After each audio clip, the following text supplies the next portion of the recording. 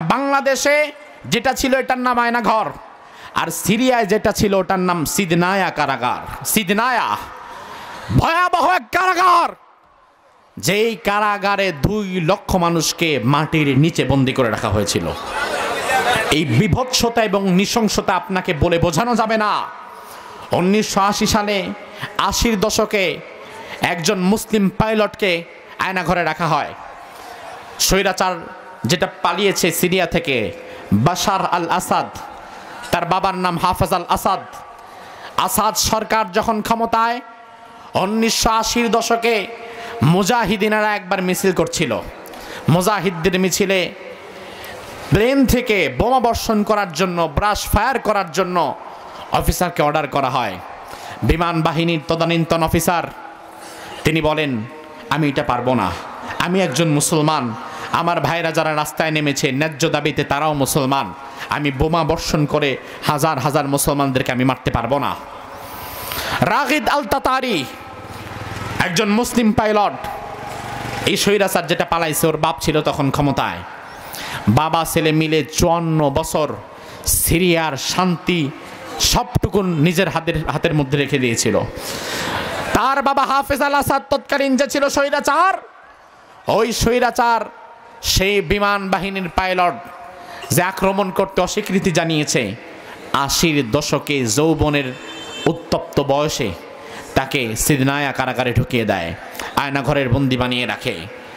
গত 2 দিন আগে 43 বছর পর আয়নাঘর থেকে, সেই সিদনায়া কারাগার থেকে ওই ব্যক্তি 43 বছর পর সূর্যের আলো দেখেছে। ঠিকমতো এখন আর চোখে দেখতে পারে না, শরীর ঠিকমতো কাজ করে না, বুড়ো হয়ে গেছে, চামড়া কুচকে গেছে, চেহারায় ভাঁজ পড়ে গেছে, কিছুই মনে নাই। তার পরিবার পরিজন কে কোথায় আছে না আছে, কি নাম তাও মনে নাই।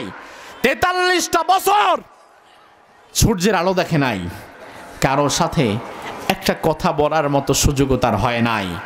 দুনিয়ার ইতিহাসে মানবতার সাথে এত বিভৎসতা আর কেউ করেছে বলে আমাদের মনে হয় না। বাংলাদেশের স্বৈরাচার বানিয়েছিল আয়নাঘর, সিরিয়ার স্বৈরাচার বানিয়েছে সিদনায়া কারাগার। তার মানে দুনিয়ার স্বৈরাচারদের দেশ ভিন্ন হতে পারে, কিন্তু দিন শেষে রসুনের সবটা নাকি আবার একসাথেই থাকে, ঠিক না? দেশ ভিন্ন, কিন্তু দেখেন মানুষকে অত্যাচার করার ধরনটা অভিন্ন, ধরনটা একই, ধরনটা এক। এজন্য 2024কে তো আমি মনে করি স্বৈরাচার বিদায়ের বছর, ঠিক না ব্যাঠিক? 2024-এ বাংলাদেশের স্বৈরাচার বিদায় হয়েছে, 2024-এ সিরিয়ার স্বৈরাচার বিদায় হয়েছে। আমার বিশ্বাস আগামীতে মিশরের স্বৈরাচার আব্দুল ফাত্তাহ সিসির বিদায় হবে। এরপরে মুসলমানের ঐক্যবদ্ধ হয়ে সারা পৃথিবীর মুসলমান মধ্যপ্রাচ্যের বিষ ফোড়া স্বৈরাচার ইসরায়েলের বিদায় করে দিবে।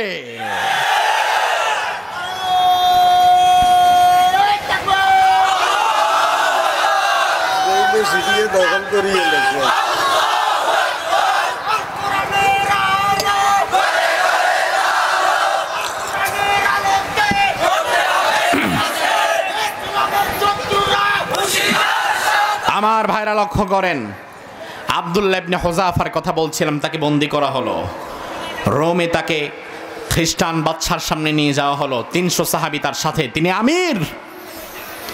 আমিরের দায়িত্ব, নেতার দায়িত্ব কি দেখেন? নেতার দায়িত্ব কর্মীরা বিপদে পড়লে তাকে ছেড়ে পালিয়ে যাওয়া না, বরং আমার শেষ কর্মীটা বাঁচার আগ পর্যন্ত তার জন্য লড়াই করে যাওয়া নেতার দায়িত্ব। তোমার যেই নেত্রী তোমার ছেড়ে পালায় গেছে, তুমি তো মফিজ, তুমি তো আসো এখন এখানে, তো এদের মধ্যে আবার কিছু ভাগ আছে, যাদের বুদ্ধি আছে এরা, ধরেন যাদের বুদ্ধি আছে পয়সাও আছে এরা ভাগছে, যাদের পয়সা নাই অন্তত ঘাটে বুদ্ধি আছে এরা চুপচাপ বসে আছে, আর যাদের বুদ্ধিও নাই পয়সাও নাই এগুলা আবার নতুন করে আন্দোলনে নামতেছে। এদের বুদ্ধিও নাই পয়সাও নাই, তুমি কি দেখো না যার বুদ্ধি আছে পয়সা আছে সে চলে গেছে, অন্তত যার বুদ্ধি আছে পয়সা নেই সে চুপচাপ আছে, তুমি ফটর ফটর করো কেন? আব্দুল্লাহ ইবনে হুযাফা 300 সাহাবী নিয়ে তিনি আবদ্ধ হয়ে গেলেন। তিনি পালিয়ে যেতে পারতেন, কোনো দরকার নাই, আমার একজন সাহাবী বন্দী থাকলেও আমি এখান থেকে যাব না। তিনি দাঁড়িয়ে রইলেন। এবার রোমের বাদশাহ আব্দুল্লাহ ইবনে হুযাফাকে ডাক দিল, বলল তোমাদের মধ্যে আমির কে? বলে আমি আমির। তুমি যেহেতু আমির তাহলে প্রস্তাবটা তোমারই দেই।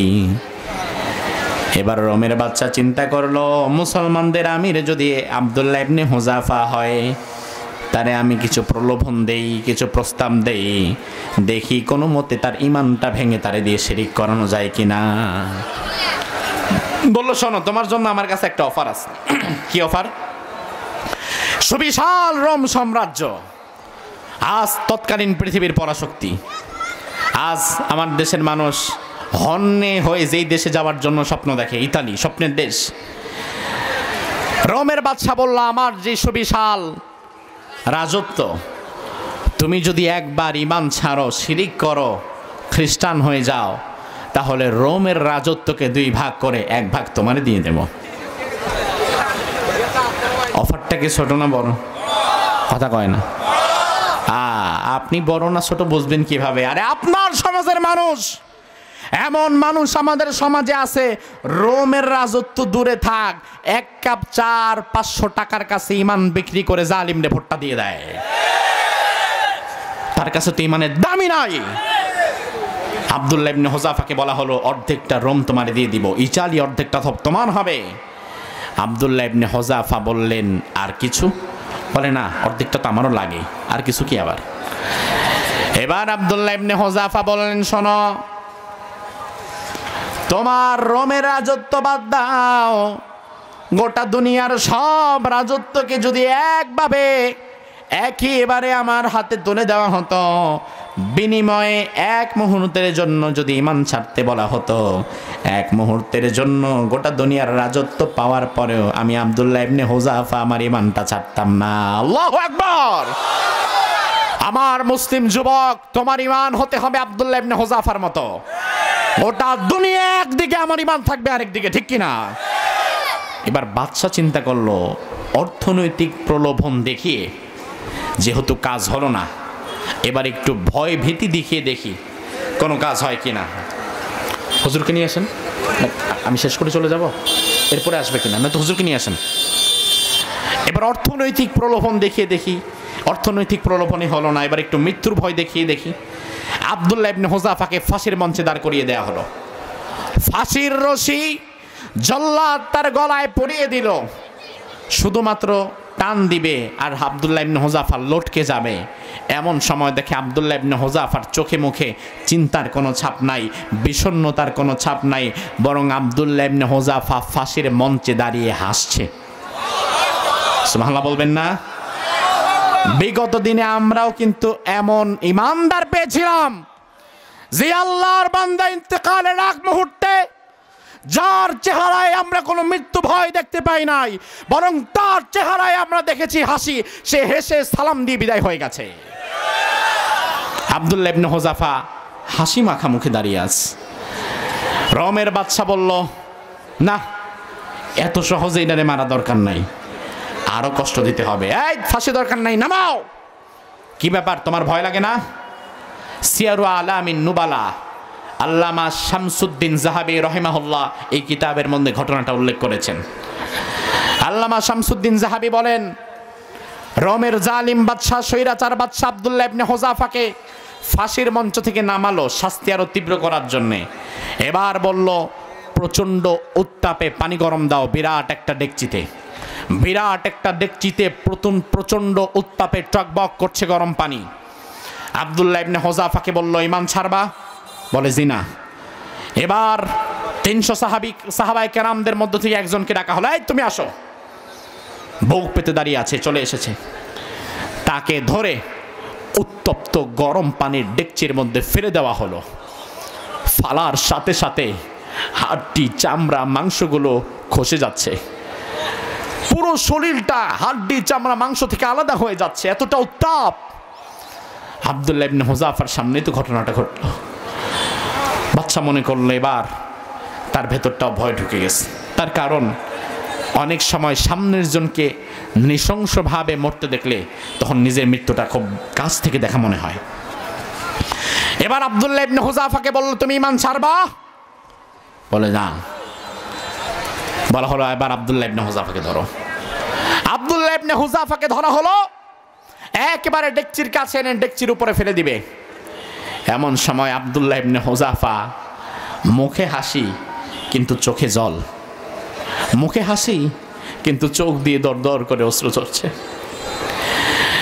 বাদশা বলল, কি ব্যাপার, ভয় পেয়েছো নাকি? তোমার মাঝে মৃত্যুর ভয়টাই আমি দেখতে চাচ্ছিলাম।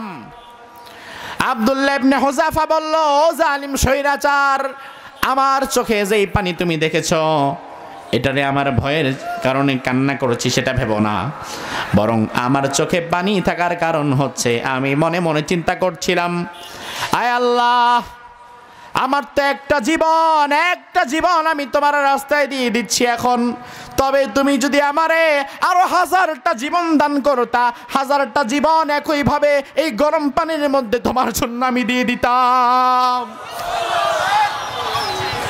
আব্দুল্লাহ ইবনে হুযাফার এই কথা শুনে এবার বাদশা হতভম্ব হয়ে গেল। বাদশা এবার জল্লাদকে বলল, থামো, তারে মেরো না, কারণ মৃত্যুর মুখে দাঁড়িয়ে 1000 বার মরার চিন্তা যে করতে পারে সে কখনো সাধারণ কোনো মানুষ হতে পারে না। এত সহজে তারে মৃত্যু দিও না, নামাও। আব্দুল্লাহ ইবনে হুযাফাকে নামানো হলো। বাদশা বলল, তোমার ঈমান এত মজবুত, আসলেই গোটা দুনিয়ার বাদশা তোমাকে বানিয়ে দিল, তোমার ঈমানের কাছে কোনো কিছুই টিকবে না। বাদশা বলল, ঠিক আছে, তুমি একটা কাজ করো, তুমি আমার কপালে একটা চুমু দাও, তোমারে আমি ছেড়ে দিব। তোমার মতো সাহসী ঈমানদারের একটা চুমু আমার জন্য অনেক বড় পাওয়া। আব্দুল্লাহ ইবনে হুযাফা বলল, আমি একা এখান থেকে জীবনও যাব না, যদি যেতে হয় একসাথে যাব, মরতে হলে এখানে একসাথে মরব। সুবহানাল্লাহ, বাসায় যাই বলেন। সাথে কয়শো মানুষ আছে? 300 সাহাবী সাথে আছে। আব্দুল্লাহ ইবনে হুযাফা বলে, না, আমি যাব না, যদি ছেড়ে দেওয়ার হয় একসাথে ছেড়ে দেন, আর নয়তো একসাথে মেরে ফেলেন, কোনো ভয় আমাদের নাই। বলল, আচ্ছা একটা চুমু দাও। শুধু তুমি কেন, তোমার সাথে যারা ধরা পড়েছো সবাইরই ছেড়ে দিব। একটা চুমুর বিনিময়ে আব্দুল্লাহ ইবনে হুযাফা সহ সবাইকে সেদিন বাদশা সেখান থেকে মুক্ত করে দিল। সুবহানাল্লাহ। আজ সেই ঈমান আমরা দেখতে পেয়েছি সিরিয়ার এই বিপ্লবের নায়ক যিনি, রূপকার যিনি, আবু মুহাম্মদ আল জুলানির মাঝে। আবু মুহাম্মদ আল জুলানির মাঝে এই বিপ্লব আমরা দেখতে পেয়েছি, এই ঈমান আমরা দেখতে পেয়েছি। এই যে সিরিয়া বিপ্লব হলো, স্বৈরাচার পালিয়ে গেল, স্বৈরাচার পালানোর পুরো প্রসেসের মাঝে পুরো মাস্টার মাইন্ড যাকে ধরা হয় তিনি একজন মুসলিম মুজাহিদ, তার নাম হচ্ছে আবু মুহাম্মদ আল জুলানি। আবু মুহাম্মদ আল জুলানি আমেরিকা যাকে ধরার জন্য তার মাথার দাম ধরেছিল 10 মিলিয়ন মার্কিন ডলার, বাংলায় 120 কোটি টাকা।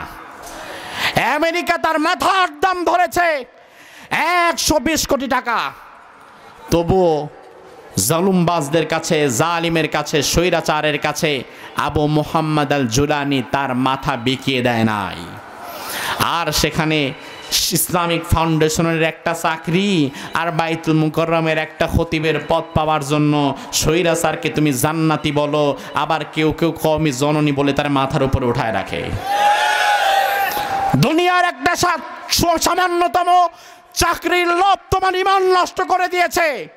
তুমি আবু মুহাম্মদ আল জুলানির দিকে তাকাও, সিরিয়ার সেই মুজাহিদ, শরীরে আমার মতো লম্বা জুব্বা নাই, মাথায় বড় পাগড়ি নাই, সাথে বাবরি নাই, কিন্তু আছে এমন ঈমান যে ঈমানের কাছে আমেরিকা পর্যন্ত নড়বড় হয়ে যায়। এমন ঈমান আছে যে ঈমানের কাছে 10 মিলিয়ন ডলার, 120 কোটি টাকা তার মাথাকে আমেরিকা কিনতে পারে না। আমাদেরকে হতে হবে তার মতো ঈমানদার, যেই ঈমানদারের ঈমান দুনিয়ার কারো কাছে বিক্রি হয় না। ঠিক কিনা? ও আমার জাতি, শেষ কথা বলে দিয়ে যায়, রাসূলুল্লাহর হাদিস অনুযায়ী শেষ জামানার ভয়াবহ একটি যুদ্ধ হবে। ওই যুদ্ধ হচ্ছে হিন্দুস্তানের বিরুদ্ধে। রাসূলুল্লাহ বলেছেন ওই জিহাদের ময়দানে যারা শরীক হতে পারবে, আখরাজাহুমাল্লাহু মিনান নার, এমন দুইটি দলকে আল্লাহ তাআলা জাহান্নাম থেকে মুক্তি দিয়ে জান্নাত দিয়ে দিবে। আমি তো দেখতে পাচ্ছি ভারত হিন্দুস্তান মিডিয়ার মাধ্যমে এবং বিভিন্ন প্রোপাগান্ডা ছড়িয়ে অঘোষিতভাবে সেই যুদ্ধের ডাক দিয়ে দিয়েছে। বিভিন্নভাবে আমার 56,000 বর্গ মাইলের উপরে তারা আঘাত হানার চেষ্টা করেছে। আমি আজ এই জনতাকে শেষ কথা বলে দিয়ে যেতে চাই, হিন্দুস্তানের জালিমরা যদি আমাদেরকে উস্কে দেয়, আমাদের উপর আক্রমণের নীল নকশাকে হিন্দুস্তানের জালিমরা যদি গৌর গোবিন্দ হয়ে বাংলাদেশে ঢুকতে চায়, বাংলাদেশের 18 কোটি মুসলমানকে শাহজালাল হয়ে মাঠে নামতে হবে। মুশরিকিন হিন্দুস্তানিরা যদি ফেরাউনের ভূমিকায় বাংলাদেশে আসে, আমাদেরকে মূসার ভূমিকায় মাঠে থাকতে হবে। ওরা যদি আজকে নমরুদের ভূমিকায় আসে, ইব্রাহিমের সন্তানেরা ওদের 20 দাঁত ভেঙে দেওয়ার জন্য কারা কারা রাজি আছো? 2 হাত তুলে আল্লাহরে দেখাও।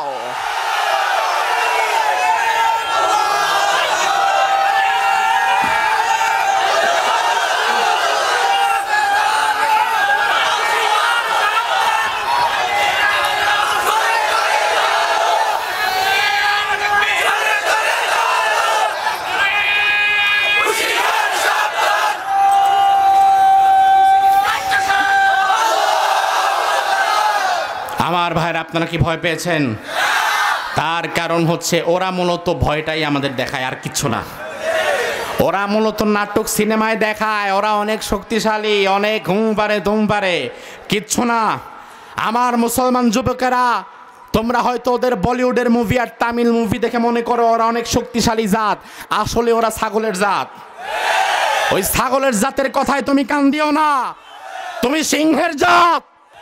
তুমি খালিদ বিন ওয়ালিদের উত্তরসূরি, যে খালিদ বিন ওয়ালিদ মুতার প্রান্তরে 3000 সাহাবী নিয়ে 2 লক্ষ খ্রিস্টানদেরকে তছনছ করে দিয়েছে। তুমি সেই খালিদ বিন ওয়ালিদের উত্তরসূরি, তুমি ওমর ফারুকের উত্তরসূরি। ইসলামের প্রত্যেকটা জিহাদ ছিল, মুসলমানদের সংখ্যা ছিল কম, অস্ত্র শস্ত্র ছিল কম, কিন্তু ঈমানের বলে বলিয়ান হয়ে তারা মুসলমানেরা গোটা দুনিয়ার পরাশক্তিগুলোকে তছনছ করে দিয়েছে। তৎকালীন পৃথিবীর পরাশক্তি রোম 2 লাখ নিয়ে আসছে, 2 লক্ষ একদিকে, খালিদ বিন ওয়ালিদ দাঁড়িয়ে গেছে একদিকে 3000 নিয়ে। ইতিহাস বলে সেদিন খালিদ বিন ওয়ালিদের তলোয়ারের আঘাতে হাজার হাজার খ্রিস্টান মরেছে। শুধু তাই না, একা খালিদ বিন ওয়ালিদ 9টা তলোয়ার ভেঙে ফেলেছে। কয় হাজার কল্লা কাটলে একটা তলোয়ার ভাঙে তুমি বুঝো? কয় হাজার কল্লা কাটলে একটা তলোয়ার ভাঙে? খালিদ বিন ওয়ালিদের 9টা তলোয়ার ভেঙে গিয়েছে। ইতিহাসবিদরা বলে এই হিসাব দুনিয়ার মানুষ মিলাতে পারে নাই। সেদিন খালিদ বিন ওয়ালিদ আল্লাহর নাম নিয়ে তলোয়ার ঘোরাতে ঘোরাতে যেদিক দিয়ে যাচ্ছিল, মিনিটের মধ্যে কয়েক শত কাটা মাথা শুধু টাস টাস টাস টাস করে নিচে পড়তেছিল। তুমি ভয় পাও কেন? তুমি সিংহের জাত, তুমি আল্লাহু আকবার বলে গর্জন দাও। ভারত কেন? দুনিয়ার পরাশক্তিগুলো পালিয়ে যাবে। তুমি সেই বীরের জাত, এজন্য ভয় পাওয়া যাবে। আল্লাহ তাআলা ঈমানের সাথে, দৃঢ়তার সাথে আমাদেরকে টিকে থাকার তৌফিক দান করুন, বলি আমিন। হাযা মা ইনদি ওয়াল ইলমু ইনদাল্লাহ আলাইহি তাওয়াক্কালতু ওয়া ইলাইহি উনীব।